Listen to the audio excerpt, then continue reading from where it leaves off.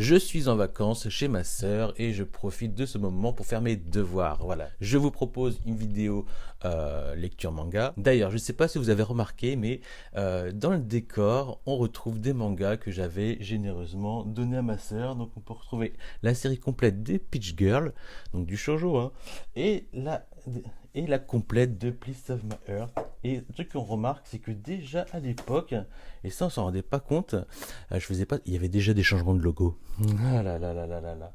Enfin voilà, petite fierté de voir qu'elle a conservé ces mangas et qui aujourd'hui ne sont plus commercialisés. Générique.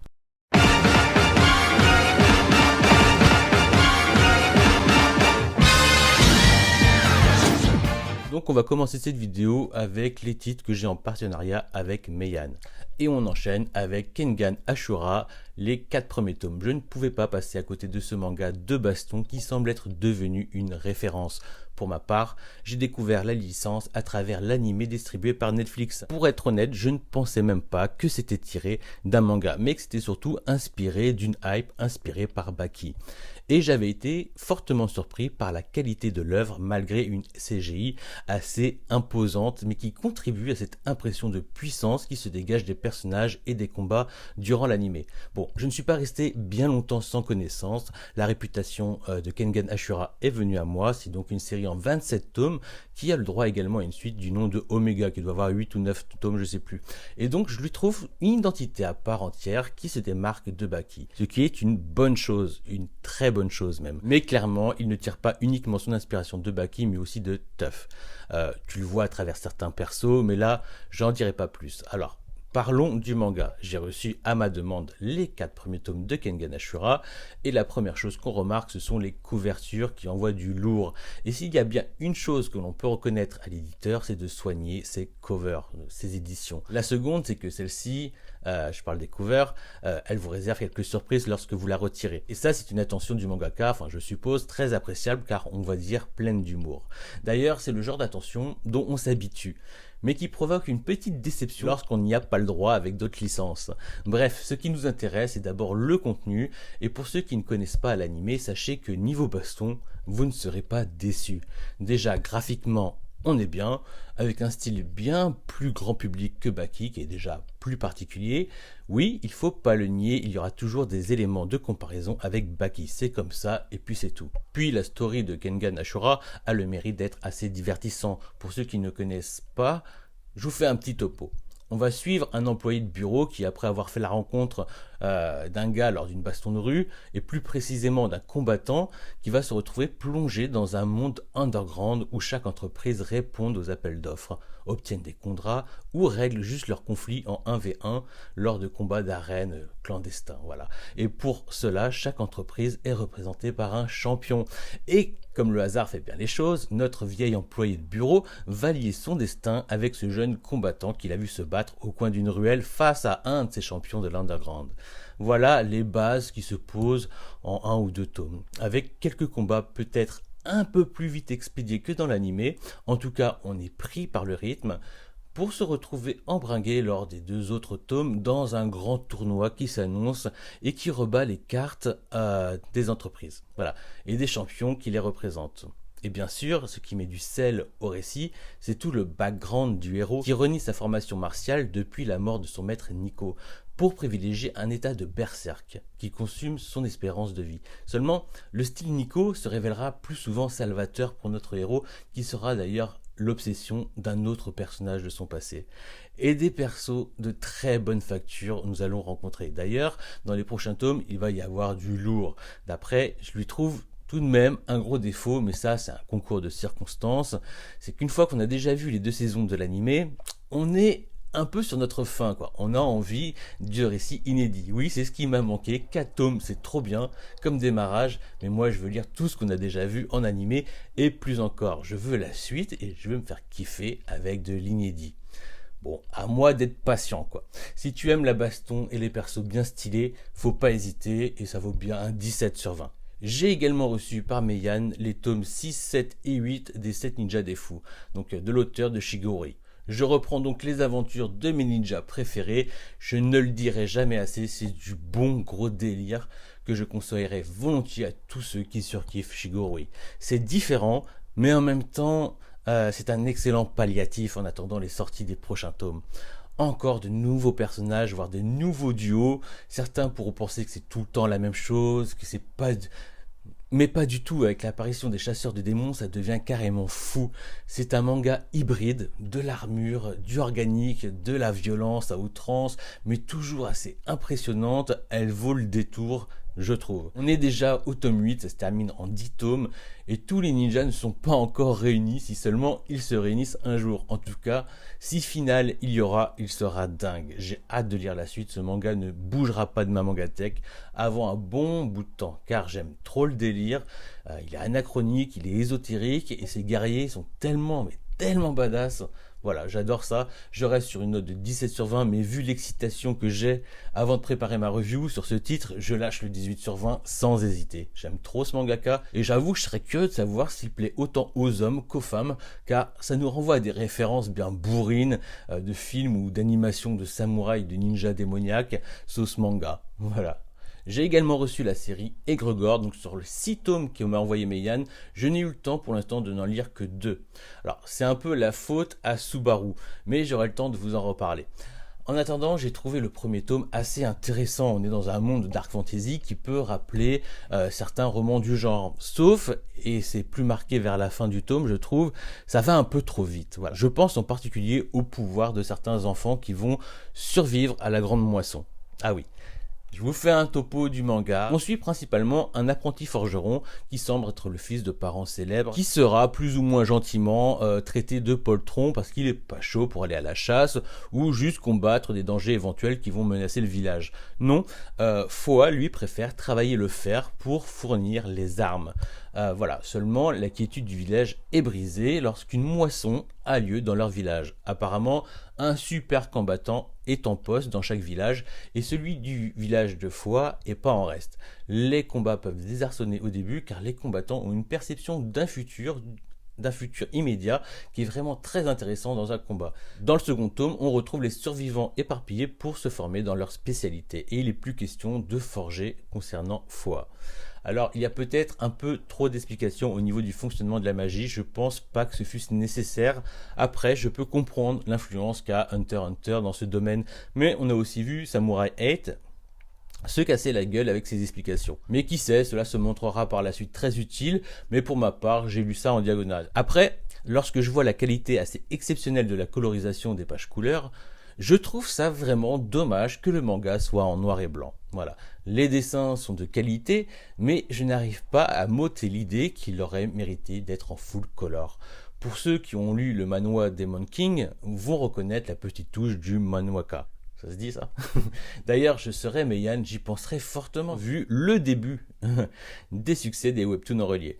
Je ne sais pas, je trouve que le peu de pages que j'ai vues donne quelque chose de plus profond au dessin, les couleurs plus de vie, voire les rend plus dark encore. Concrètement, il y a de très bonnes choses et de moins bonnes choses. Si je devais noter que ces 2 tomes, je donnerais la note de 14 sur 20. Mais j'ose espérer, je devine qu'une fois l'introduction du manga finie, on rentrera dans le vif du sujet.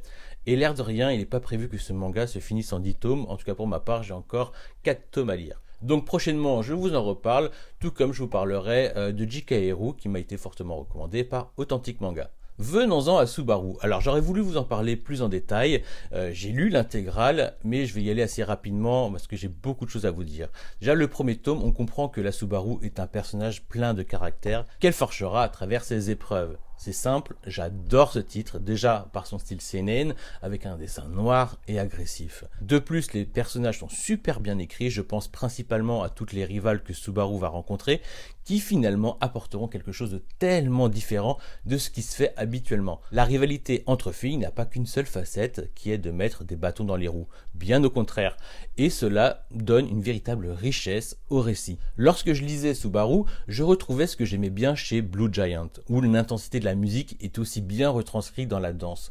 Parfois, je m'imaginais Dai jouant pour Subaru. Le seul hic, c'est que la fin n'est pas une véritable fin. Au bout de 11 tomes, normalement, il y a une nouvelle série qui s'appelle Subaru Moon. Mais il semble que ce ne soit pas d'actualité. À savoir, puisque j'ai pu lire la série dans sa version numérique, on peut en déduire que Delcourt Tonkam a toujours les droits de la licence. Il serait de bon augure qu'il utilise leur collection perfecte. On est d'accord, c'est une collection comme les Prestiges pour nous faire profiter des titres de leur catalogue qui ne sont plus disponibles. Voilà, il relance la série Subaru en perfecte édition, à l'instar récemment de Beck, pour ensuite nous pondre la suite Subaru Moon, parce que je vous le dis clairement, c'est une masterclass. Mais vraiment, je lui donne la note de 18 sur 20, et la raison pourquoi elle n'a pas 19 sur 20 vient de soucis éditoriaux, rien de plus. D'ailleurs, voir ce personnage de Subaru et tout ce qu'elle incarne me rappelle évidemment et fortement, bien que leur caractère soit différent et que leur background diffère, voilà, elle me rappelle Capeta. Bah oui, le feu, la hargne, tout. Et je n'ai qu'une envie, c'est qu'un éditeur se jette sur ce titre. Pour ceux que la curiosité titille d'ailleurs, allez mater l'animé, qui doit encore être disponible en version originale sous-titrée quelque part sur le net. Voilà, vous allez prendre votre pied. D'ailleurs, c'est assez curieux qu'il n'y ait pas une adaptation animée de Subaru. Peut-être qu'il y en a une, mais je ne sais pas. Bon, les gars qui disent ouais, bon, un manga sur la danse, bof bof, bah vous avez rien compris au manga. Voilà, c'est comme les mecs qui parlent d'un manga sur la musique, bof bof, c'est la même chose. D'ailleurs, on va parler d'un autre manga sur la danse, mais de salon. J'ai donc lu Welcome to the Ballroom. Ah bah voilà une licence que j'attendais avec impatience après avoir vu la saison animée diffusée sur Amazon Prime. Et j'ai vraiment pas été déçu que ce soit graphiquement par le rythme de l'histoire. Je vous fais un petit topo. Hippo est un jeune garçon qui va se faire brutaliser, voire racketter, mais comme il n'a pas d'argent, on restera surbrutalisé. Et ce par le fameux groupe des 3 gars qu'on nommera les Rookies. C'est alors que Takamura interviendra, et ce à 2 reprises parce que la première fois, finalement, il aura plus foutu la merde qu'autre chose. Pour ensuite, sur un quiproquo, entraîner notre jeune héros dans son club de danse de salon. Oui, bêtement, Takamura pensait que le garçon se faisait emmerder parce qu'il regardait, en fait il faisait pas ça, une affiche de recrutement de danse de salon. C'est alors que notre jeune héros se rendra compte que Takamura est une vedette, une star de la compétition de salsa, ce qui lui donnera envie de s'y mettre ne sachant pas quoi faire de sa vie. Et voilà, comme tout bon shonen de sport, et qui se respecte, tout est fait pour vous entraîner dans le délire, et après, bah, tu n'as qu'une envie, c'est de t'inscrire toi aussi pour faire valser tes partenaires. Voilà, plus sérieusement, on sent l'influence d'Hippo à travers certains personnages, mais j'apprécie aussi les nuances que le titre apporte, par exemple sur le premier rival qui croisera, et qui se révélera être, je trouve, un très bon personnage par la suite. Le manga est gracieux, il est énergique, je le conseille vivement, et je lui donne la note de 18 sur 20, parce qu'il y a du Hippo, quoi, mais pas que, et loin de là. J'ai également lu Le Chant des Souliers Rouges, les tomes 2 et 3, mais je pense que je vous en parlerai prochainement car j'ai vraiment envie de lire l'intégrale avant de vous en parler plus amplement. Donc je vous donne rendez-vous la prochaine fois pour Le Chant des Souliers Rouges. Sinon, j'ai lu le dernier tome de Ichikomi, donc le tome 7, un dernier tome qui, vraiment, aurait pu être pire. C'est pas mauvais, mais je reste tout de même déçu de ne pas avoir la petite vibration à la fin, comme c'est si bien le faire Taiyo Matsumoto par exemple sur ses premières œuvres de sport que sont Zéro sur la boxe ou Le rêve de mon père sur le baseball. Donc petite déception de ne pas avoir de frissons, de stimulation à la fin. Bon voilà, après ça reste honnête à lire. Pas sûr que je garderais ça si je l'avais acheté en format papier. Hippo est largement suffisant pour cela. J'ai également lu Kowloon Génétique Romantique. Alors, normalement, je suis friand de bonnes comédies romantiques adultes, bien que je n'ai pas encore lu Après la pluie de la même mangaka. Mais dernièrement, Cigarette and Cherry m'avait mis bien, pour ne citer que lui. Et ce petit côté science-fiction qui plane sur Kowloon, j'avais de grandes espérances et en fait ma lecture s'est trouvée plutôt ennuyeuse. Alors, graphiquement c'est bien, seulement il y a des variations sur les planches qui se veulent plus érotiques. Voilà, donc c'est un peu étrange. Alors, les ficelles de la romance sont trop grosses, je ne me sens pas être public à qui ça s'adresse. Après, il y a un petit truc latent, des petits ingrédients, des gestes qui se répètent, fumer une cigarette, manger une pastèque, porter ses lunettes, être en sueur, parce qu'il fait lourd. Enfin, plein d'éléments qui sont là pour mettre une ambiance ou nous dire quelque chose comme à travers un jouet ou plutôt la marque d'un fabricant dont le nom, je ne l'ai pas en tête là, mais revient de manière récurrente pour arriver à un final qui, je vous le dis, donne intérêt au titre. Voilà. Alors, si je peux vous donner un conseil, que vous avez commencé la lecture mais mis de côté pour X raisons comme je l'ai fait, prenez le temps d'au moins finir ce premier tome, car franchement, c'est bien joué, c'était pas gagné de mon côté, et maintenant j'ai véritablement envie de lire le tome 2 pour me faire une idée plus concrète du manga. Donc je donne la note de 16 sur 20, une note en stand-by, elle peut gonfler comme elle peut dégonfler au prochain tome. Vraiment, ce tome est tributaire du prochain pour moi. J'ai également lu le tome 41 de EQ, c'est la continuité du match entre le petit géant et le meilleur des feinteurs. C'est comme ça qu'il faut nommer notre héros maintenant, qui vient d'ailleurs juste de comprendre qu'avec un bon service, il peut rester plus longtemps dans la rotation. Voilà, petite surprise en fin de tome, en tout cas vivement la suite, un bon 17 sur 20. J'ai également lu le tome 3 de Eden, je mets la note de 19 sur 20 parce que j'adore cette série, j'ai déjà fait mon petit topo dessus dans une autre vidéo. C'est trop ma cam, c'est de la science-fiction, c'est du cyber, c'est du hacking, c'est de l'action, c'est des thèmes variés. Franchement, un dessin aux petits oignons qui nous rappelle aussi bien celui de Akira et celui de Appleseed. Je ne fais qu'une bouchée de cette réédition, clairement les marque-pages sont utiles uniquement si on sonne à ma porte, et encore, j'aurais pas envie de répondre. Bon, je fais une exception pour mes gosses, allez, faites des gosses. Sinon, j'ai lu les tomes 1 et 2 de Shirulan. J'étais très curieux de découvrir cette nouvelle série estampillée Mangetsu, d'autant plus que c'est un nouveau manga de samouraï. Et les mangas de sport et de samouraï, bah moi ça me parle. Alors, je vais être clair, je vois un potentiel à la série, mais là tout de suite, il n'y a rien de fou. C'est très stéréotypé. Bon, il y a un petit côté fourio dans les expressions et les dialogues qui détonnent un peu, car ça remplace l'honneur par l'amitié. Voilà, on est dans un manga de samouraï avec un traitement un peu plus moderne, rien que sa narration un peu à la Entretien avec un vampire. Non, franchement, j'ai bien aimé. Puis j'aime bien les personnages qui sont introduits et qu'on reverra que bien plus tard dans le récit, car celui-ci est historique et déjà préécrit. Donc je donne la note de 16 sur 20, mais dans l'espoir que le titre s'affirme plus, que ce soit dans le dessin, le récit et les dialogues. La note redescendra forcément si cela ne correspond finalement pas à mes attentes. J'ai également lu le tome 2 de The Fable, alors voilà le genre de manga qui me met bien. J'en demande pas plus, il me donne ce que je veux, un peu d'action, un peu d'humour et des personnages avec de bons dialogues. J'aime bien que le Yakuza ne soit pas juste un Yakuza un peu con, voilà, il a sa personnalité. J'aime bien que d'autres sont juste de faire valoir, j'aime bien la petite romance à la con avec un des sous-fifres, j'aime que ma lecture soit fraîche, voilà. Le récit ouvre la porte à différents genres, il ne se refuse rien, voilà. Et qu'on puisse passer du slice of life au bien badass donne un charme fou à l'œuvre. Je ne sais pas pourquoi j'ai envie de le comparer à Spy Family, mais si je devais en choisir qu'un, j'hésite pas une seconde, c'est The Fable. Voilà, pour moi c'est carrément ma cam. Après il y a un gros défaut, c'est que ça se lit trop vite. Voilà, faut les sortir deux par deux ces tomes-là. Voilà, 17 sur 20 car je passe un très beau moment et que je suis en manque à chaque fin de tome. J'ai également lu donc le tome 9 de Jujutsu Kaisen, je persiste. Et je signe, les moments de flashback font tout le charme de cette œuvre. J'ai adoré suivre le background autour de Gojo et son ami. Voilà, tout ce que je souhaite, c'est que ça continue ainsi, du shonen très moyen lors des 4 premiers tomes. Depuis le tome 0, je vois tout le potentiel de cette œuvre qui continue d'exploiter les meilleurs filons des shonen du genre. Je suis donc curieux de découvrir la série, 18 sur 20 pour ce flashback commencé au tome précédent, en espérant que la série gardera de cette qualité. J'ai également reçu le tome 5 de The Undead and Adventurer, donc c'est assez compliqué à dire, et c'est également un tome que j'ai reçu en partenariat. Et je vous avoue que je suis un peu resté sur ma faim. Je le répète, cette série n'est pas un isekai, mais il a beaucoup de similitudes avec, comme la question que je me pose dernièrement après plusieurs lectures du genre. Ces récits mènent-ils à quelque chose? J'adore le délire leveling et le webtoon solo leveling est l'exemple de ce que j'apprécie si je devais le comparer à The Undead. Car il y a quelque chose d'épique. Chez Goblin Slayer non plus, je doute sur l'intérêt de continuer l'œuvre. Par exemple, je me suis arrêté au 4e tome, je crois. Avec ce 5e tome, je doute. J'ai envie de continuer parce que j'aime bien le héros, j'aime son évolution, mais la question que je me pose, c'est jusqu'où? Pour quelles raisons?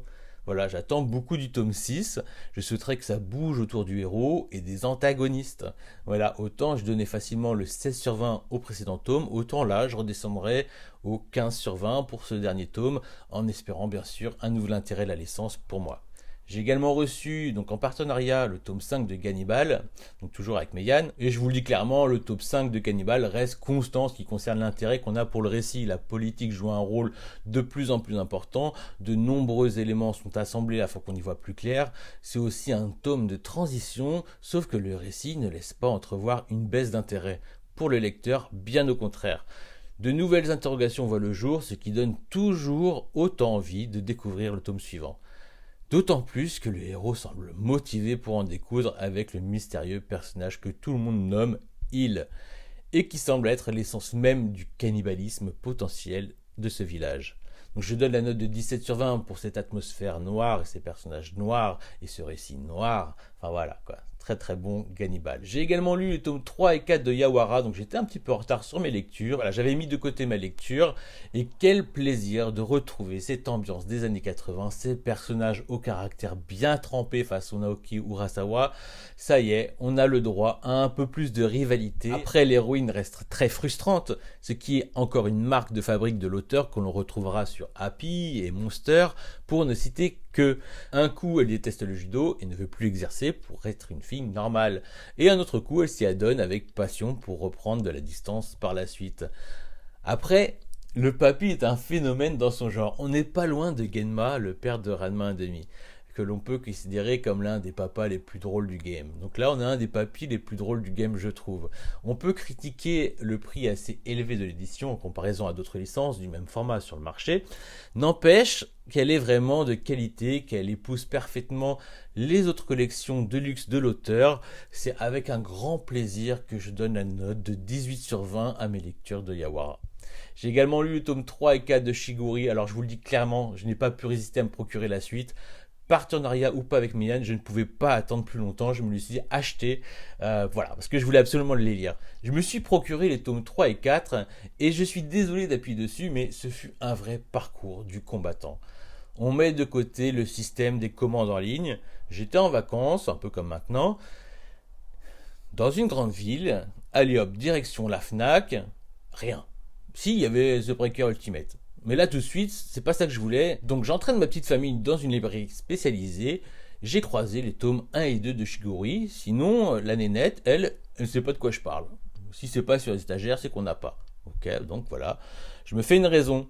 Jusqu'à ce qu'on croise, mais par hasard, un Cultura où je décide de tenter ma chance. Et là, tout est dispo. Voilà, comme quoi, il faut vraiment être motivé lorsqu'on ne passe pas par la commande en ligne. Ou qu'on n'a pas de chance. Voilà. Mais revenons au manga, ces deux tomes sont une dinguerie. Il y a une ellipse que j'avais pas tout de suite saisie, donc je vous l'avoue, pour comprendre ce qui est en fait une évidence quant aux combattants aveugles, qui, tel un serial killer, assassine à tout va des disciples du clan Koga, pour finalement assister à une tentative de déshonorer le maître, jusqu'à imposer un duel face un escrimeur dont l'art de l'épée occidentale est encore inconnu en fait, ou très mal connu. Mais c'est bien le dernier duel du tome 4 qui sera le plus épique. C'est beau, c'est créatif, que ce soit historique et romancé. C'est super intéressant pour ceux qui aiment le Bushido, du moins pour ceux que ça intéresse. C'est gore, c'est original dans son traitement, la manière où c'est mis en scène. C'est le genre de manga dont je veux tout de suite la suite, mais dont je crains d'arriver à la fin. Pour moi, c'est un 19 sur 20. On n'est pas loin d'un sans faute, il faut le dire. J'ai également lu les deux tomes de Natsuko no Sake. Alors voilà ce que j'appelle une lecture feel good. Et pourtant, l'héroïne, elle en chie. Je vous fais un topo étant donné que je vous présente les premiers tomes. Nous avons affaire à une jeune fille qui, après avoir quitté sa famille et son village pour Tokyo, travaille dans la publicité. Alors, un événement fera qu'elle reviendra aux sources, c'est-à-dire à la fabrique de saké de sa famille, et qu'elle fera tout pour créer le meilleur saké du monde. Ou du Japon. Seulement, ce qui est très intéressant dans cette œuvre, c'est qu'il est aussi question de thèmes sociaux qui sont encore très actuels. La condition de la femme dans une famille patriarcale, le travail agricole, la grande distribution, l'écologie. Car lorsqu'on parle de la création du saké, on en apprend beaucoup sur le savoir-faire artisanal, mais aussi sur celui de la production à grande échelle. Et le saké se fait à base de riz. Donc il est dépendant de son agriculture. Ensuite, Natsuko est un personnage féminin qui doit faire face à de nombreux obstacles qui, à taille humaine, nous donnent l'impression qu'elle se bat contre des moulins à vent. C'est à force de courage qu'elle tentera petit à petit de faire changer les mentalités et avec le temps qu'elle essaiera de réunir les compétences qui lui manquent pour que son rêve ou son entreprise devienne un rêve en commun. Alors, on est sur des dessins old school mais avec tout le charme inhérent aux années 80 qui vaut bien une note de 16 sur 20. Je mets pas 17, j'attends de lire le tome 3 pour vous donner une meilleure note peut-être. J'ai également lu les 3 premiers tomes de Mashle. Bon bah aujourd'hui vous connaissez tous Mashle, il semble avoir trouvé son public. J'ai bien aimé les 2 premiers tomes moi aussi, malgré un début un peu bancal. Je pense au gars à qui il fait la misère et qui fait volte-face en poussant Mash à aller à l'école des sorciers. Bon, ok, c'est trop rapide, ça marche pas, mais bon, on s'arrête pas à ça car il y a d'autres très bons ingrédients. Bon, je vous fais tout de même un petit topo au cas où vous êtes passé à côté. Nous sommes dans un monde de sorciers où étrangement les moldus sont ostracisés. En tout cas, c'est pas encore très clair tout ça. Et Mash est un de ces humains sans aucun pouvoir, et donc comme Asta, dans Black Clover, il va se renforcer à travers la musculation, seulement au niveau power-up et gag, on est plus proche d'un One Punch Man. Donc vous mixez tout ça avec une once de Iruma à l'école des sorciers, et vous avez Mashle. Et le cocktail prend. En tout cas, j'ai bien kiffé les 2 premiers tomes, où j'aurais donné la note de 16 sur 20, tranquille. Mais à la lecture du 3e tome, je suis bien plus sceptique, car ça devient déjà beaucoup trop stéréotypé comme shonen, donc on se rapproche plus d'un 15 sur 20. Je vais lire la suite, parce que je suis curieux, et que je suis pas à l'abri d'une barre de rire ou deux. En vrai, je suis tellement pro One Punch Man que la lecture de Mashle est pour moi un peu mon palliatif. Sinon, j'ai également lu les tomes 2 et 3 de Kids on the Slope. Alors, j'ai continué la lecture de Kids on the Slope et en parallèle, je regardais l'animé. Bon, j'ai pas fait ça très longtemps et pourtant, c'était bien cool. Et il faudrait que je recommence, d'ailleurs, parce que je trouve l'adaptation animée vraiment excellente, car elle apporte graphiquement une touche un peu pastel aux couleurs, ce qui accentue ce côté rétro du récit, voilà. Puis la musique, même si elle ne manque pas lors de la lecture, mais lorsque c'est du jazz, c'est quand même bien sympa d'en entendre. Et puis voilà, il y a une romance qui me plaît, l'un aime l'autre, qui en aime un autre, et je trouve ça tellement plus touchant, tellement plus vrai, ça fait tellement plus écho à nos sentiments d'adolescents. Enfin voilà, on est loin de ces histoires de harem où toutes aiment un personnage. Et si vous n'avez pas les sous pour vous procurer le manga, allez donc regarder l'animé. D'ailleurs, je crois que le manga est un arrêt de commercialisation et si vous souhaitez le lire, il faudra vous diriger sur sa version numérique. Ou alors trouver une très bonne occasion. En attendant, je lui donne la note de 16 sur 20. Bah, presque 17 en vrai. Ouais, 17 sur 20. J'ai également lu le Mandala de Feu. Alors, il me semblait déjà avoir parlé du Mandala de Feu, mais en fait, non. J'en ai surtout parlé sur mon Discord. Alors moi, j'ai d'abord été surpris par la souplesse du tome. Voilà, il est beau, là-dessus, il n'y a rien à dire. Je suis sous le charme, mais j'avoue avoir eu un petit temps d'adaptation de tenir entre mes mains un grand format aussi souple. Le bon côté, c'est que le livre ne se déforme pas et qu'il a l'air solide. Et ça, c'est quand même un bon point. Pour ce qui est du contenu, alors j'ai déjà été frappé par l'aspect graphique de la mangaka. Je ne savais pas que c'était une femme, mais techniquement, on se rapproche du style de dessin que l'on pouvait retrouver dans Le Tigre des Neiges, dont vous connaissez l'auteur. Après, une fois qu'on a compris qu'entre chaque chapitre il y a une ellipse, on se rappelle que c'est un one-shot, car tout s'enchaîne assez vite. Une fois qu'on s'est adapté au rythme de la lecture, il est bien plus appréciable. Personnellement, je ne connaissais pas le peintre dont parle ce manga, et ça a attisé ma curiosité. Voilà, car petit à petit, je me laisse entraîner par le récit, par les peintures. Je pense en particulier à celui du cerisier, qui apparemment sera un trésor national japonais.